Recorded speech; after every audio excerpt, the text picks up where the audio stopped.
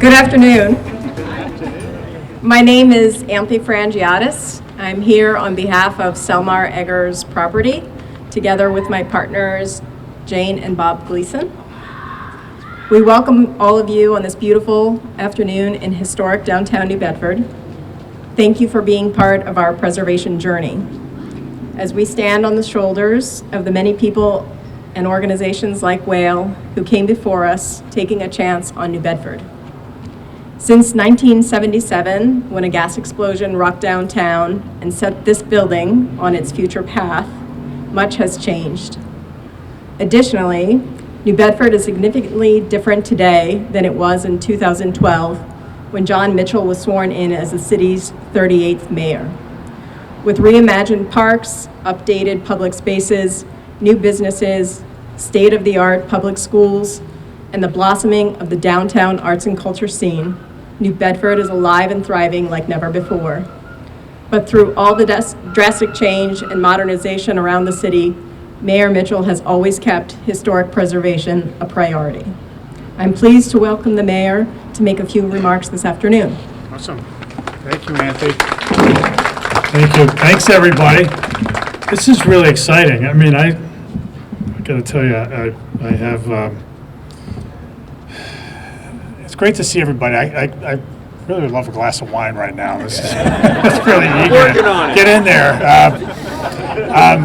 So I come here. I confess I am old enough to remember when the explosion happened. I was very little, but I remember. My grandmother and her siblings worked at Kruger Brothers. The Kruger Brothers were brothers of my grandmother, and so that shop that just closed after 100 years. Her brothers came home for World War I, opened it up in 1919, and it just closed in 2019, outfitting fishing vessels all throughout that period. But they were there that morning, and the gas explosion blew up a lot, blew the windows out of the Bourne building at the Whaling Museum, obliterated the building that was over here, caused a bunch of explosions around the blocks around here, and then and really messed up Kruger Brothers. I just have, as a little kid, just being told that this is what my aunt, who probably wasn't the most reliable resource, but said, they said the toilet bowl like blew off of its whatever screws or whatever, and it was just obliterated. I said, I was just, as a little kid, you think of an image like that, like, wow, that's really interesting. But in any case, there was a lot of damage done here, and I just remember over the years so many efforts by Whale in particular, but also with help from the city, the many incarnations of this site as galleries and restaurants. What was the name of the Baggy Wrinkle? I remember that. Remember that, Diana? It's been many things over the years, but I just have to say, and this was my impression when you showed it to me a few months ago on High Night, Anthe, that this is by far its best iteration. This is such a well done undertaking. It just looks just so, but it also gives a nod to its history. The well right there. People know the history of the well, right? Was it right there? I thought it was like somebody sitting on. Diana's standing on the well. So if you know the famous for history buffs, if you're familiar with New Bedford, the famous William Allen wall painting of the four corners of New Bedford, which was depicted like over there. There was a little well in the painting. That's the little well. So that was New Bedford circa like 1803. But that's it right there. So careful where you step, Diana. But it is in this latest and what's become of it now really is, I think, it not only looks fabulous, but it also its function is really a terrific reflection of what the downtown has become. It is about art. This gallery is really going to do, I think, fabulous because of its location, but also because of how it's executed. It is a wine bar, and thanks to Alan and Tammy Fauché, it is who's liquor license just came in like moments ago. Spoiler alert! I know. That was my line. That's what you But get you're to the do. mayor. If you're the mayor, you get to steal everybody's lines. The lines of all the speakers after you. But the credit most certainly goes to you guys for taking a leap of faith on this. It is a great place to have a glass of wine to hang out and see a lot going on, especially on a hot night. And then there's just the historic preservation elements too. It looks fabulous. The bluestone so well done. All the window treatments, the windows themselves, everything's just sort of framed out just so. It's very inviting. It looks fabulous, and I just want to thank the Gleasons for their effort here. We really appreciate what you've done with this site. Auntie, of course, taking the lead on so many things and just doing such a force with more good things to come in the pipeline, as we know, more to come, more to be announced. And the work of Aaron Miranda's here, and we're just so grateful for the work that you guys do all along, not just here, but in all. You guys have a full plate. We want to keep it that way. Diane Henry, of course, the longtime board chair of Whale. Are you the chair still? Or are you still on the board? You're still the chair. Yes, but Diana brings such a huge passion to the work of historic preservation. It's just been great to work with you over the years, of course, and including I noticed the work being done on your house right now. I can't imagine what the contractors have to go through with you, how exacting your standards are. And Tony Sapienza, so of course, dressed in his usual sartorial splendor. I'd expect nothing less, Tony, but the chair of the EDC and the Regeneration Committee, chairman emeritus almost of the Whaling Museum. 2 weeks he'll be emeritus of the Whaling Museum, but EDC played such a big role. Liz Rhoda from Congressman Keating's office as well. But I want to thank the city team too for their efforts. We tried to use, so there's about $80,000 in ARPA funds that went into this project, and what we tried to do with ARPA funds was really try to make the most of this sort of one-time investment opportunity, which was to say that we put it into specific investments, specific categories of investments, and we made people compete for them. And one of the bases of competition for those funds was how much private funds were going to go into the project. And so we were able to leverage a fair amount of private funds along the way. One of the programs that we had to facilitate those investments was the supersizing of a storefront program that we've had in place for years, in which the grants have been on an order of like $2,500 or so. And so we made much larger grants to do much larger improvements to storefronts. So we went from a grant program of $2,500 a project to $40,000 a project, and so this was actually entailed two different storefront improvements. So that's where you get $80,000 from. So we're pleased. I just want to thank people like Christina Connolly and Jessica Bailey in particular for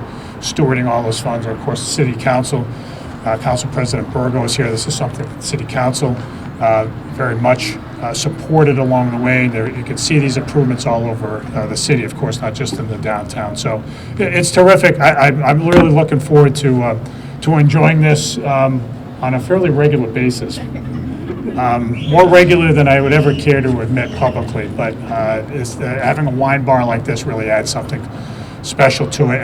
And now with other projects going on right in the immediate vicinity, the expansion of the Y, again, ARPA funds being invested there. The expansion of the Whaling Museum just over on the other side of the campus. That's about to break ground very soon. Another ARPA-funded project. The Zeiterion, yet another ARPA-funded project that is going to open right around the end of the year, beginning of next year. That will bring people over here, of course.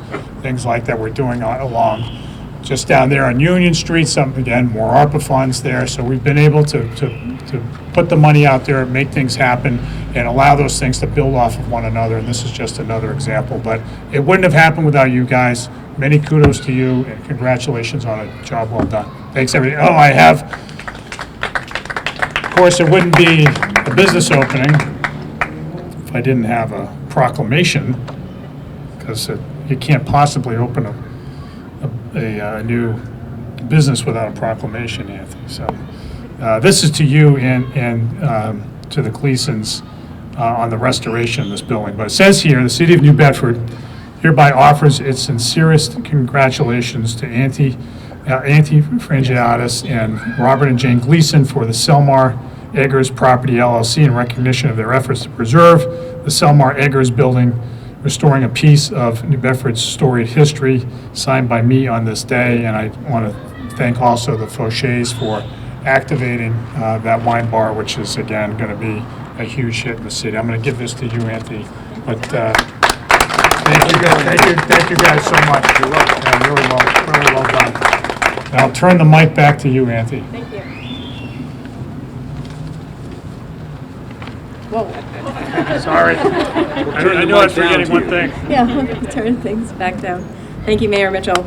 I would like to introduce Council President Shane Burgo, who's joining us this evening for some remarks. Great. Thank you. Good afternoon, everyone. It's an honor to bring greetings on behalf of the New Bedford City Council and join you all here today to celebrate the rededication of the Selmar Eggers Building, as well as all these amazing businesses. This building, a structure that, much like our city, has endured, adapted, and now shines with renewed purpose. This corner of Johnny Cake Hill and Union Street has long held historical significance. And thanks to the vision and hard work of Whale, the building's owners, and the vibrant entrepreneurs who now call this space home, we're not just preserving a piece of history, we're giving it new life. Today's celebration, fittingly held during Historic Preservation Month and alongside AHA Night, is more than a tribute to bricks and mortar. It's a tribute to community, to collaboration, to the belief that what came before us still has something powerful to offer the present and the future. As we gather during Historic Preservation Month, it's important to remember that preserving the past is not just about maintaining buildings. It's about honoring stories and the vision of those who came before us. The Selmar Eggers Building is a testament to that vision, and its revitalization stands as a shining example of what can happen when the public and private sectors come together with purpose. This restored building now houses unique local businesses that add character and culture to our downtown. I'm especially excited to see Whale's new walking tour app, which will help residents and visitors alike appreciate the preservation work shaping the fabric of our city. To Executive Director Erin Miranda and the entire Whale team, I want to thank you for your continued dedication to revitalizing New Bedford, one building and one story at a time. And to Tammy and Alan Fauché, I can't wait to see the next chapter unfold with your energy and vision bringing new life into these walls. This isn't just about saving buildings. Let today serve as a reminder that historic preservation is not a passive act. It is a bold commitment to both legacy and possibility. That's what we're doing here today, and that's what makes New Bedford shine. So thank you and congratulations to everyone who helped make this rededication possible.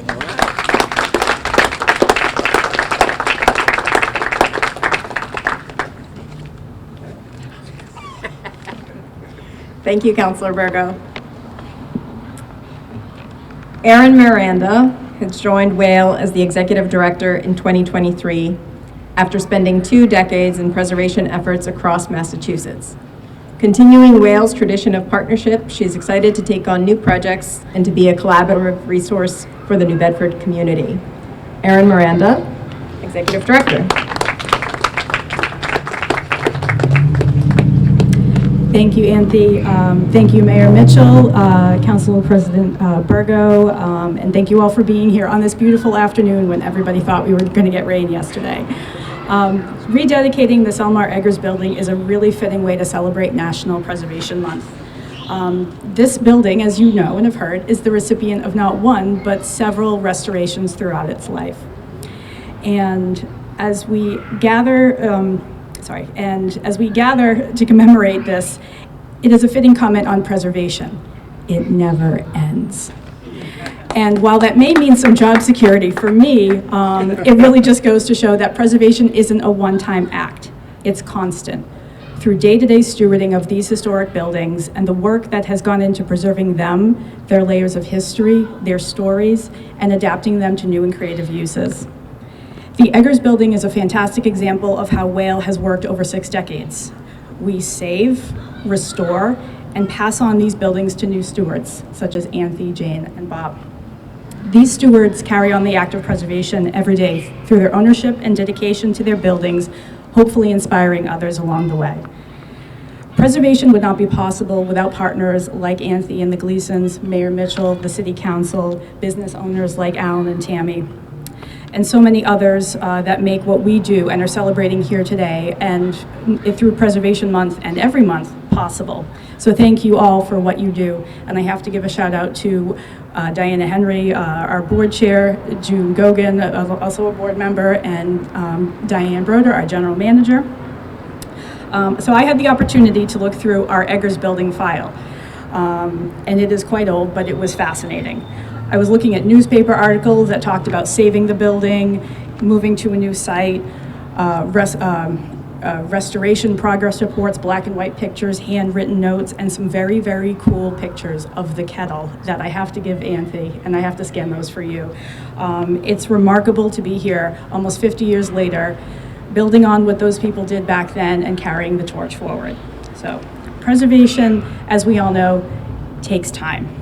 But it's worth it to keep those connections in place that make New Bedford special and unique. And these are the ties that bind for us now and for future generations too. So congratulations to Anthony and the Gleasons, to Alan and Tammy, for your stewardship and your inspiration, and congratulations. Thank you very much.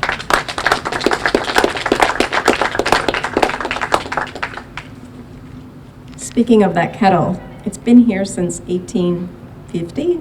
Actually, if you all turn around behind you, it was located on the corner of Water and Union, where the Moby Dick Brewing sign is now. It was a fun day to find out that it's older than many of us, all of us, all of us put together. Yeah. Alan and Tammy Fauché are the proprietors of Coastal Bubbles and Wine Bar, our newest tenant. With a long career in the wine industry, Tammy manages many wine events, trips, and festivals, including Westport's Wine, Cheese, and Chocolate Festival, and the Coastal Wine Trail for the southeastern New England viticultural area. We are delighted they chose New Bedford for their latest adventure. Alan? Okay, it's my turn. It's your turn. Hi, people. Well, it's a good day to know a whale is really all I've got to say. So thank you for all the efforts you guys have done collectively to keep the dream alive here in New Bedford. If you'd asked me 6 months ago if I was going to be opening a champagne bar in New Bedford, I would have said, I don't know, probably not. 30 days later, my answer was very different. So we stand here today, and I was going to say it, but I was initially going to complain that it's taken a really long time to get my liquor license approved. It happened about a half hour ago. If it had happened 2 days ago, we'd have a very different party at the end of this ceremony. But thank you, even though I might have used your name with a little bit of leverage today. It worked. So this has been a dream of my wife Tammy's for a while. She spent a lot of time in the wine industry. I spent my life selling stuff to other people. And we've talked about it for a long time. We didn't know where or when that might actually happen. But I'm happy to report I know the answer to that now. It's going to be right there. And I don't want to take the kettle down, but I wouldn't mind adding a small fluted glass to the contribution as part of the new to go with the old. But we're grateful to be here. We're looking forward to becoming another active member of the growing hospitality community here in New Bedford. We look forward to seeing all of you on a regular basis. It's just a short walk from where you're standing right now to that fabulous patio, which in days from now will have actual furniture that we can use and umbrellas if needed. And the indoor space is also great. And I'd also like to thank Anthony and Jane And you, I've not met yet. It's got fun meeting you today. For all the work you've put into it, the investments that you made to make that space bubbles ready. So we appreciate that, and we look forward to being here for a long time, making it financially successful and making it fun for all those that come. So thank you. Enjoy the rest of the event.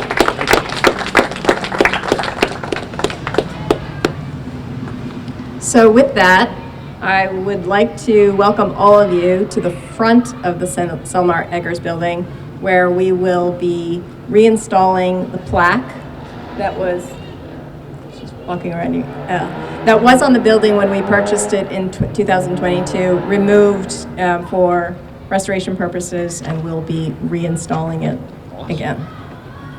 Okay. All right. Let's roll.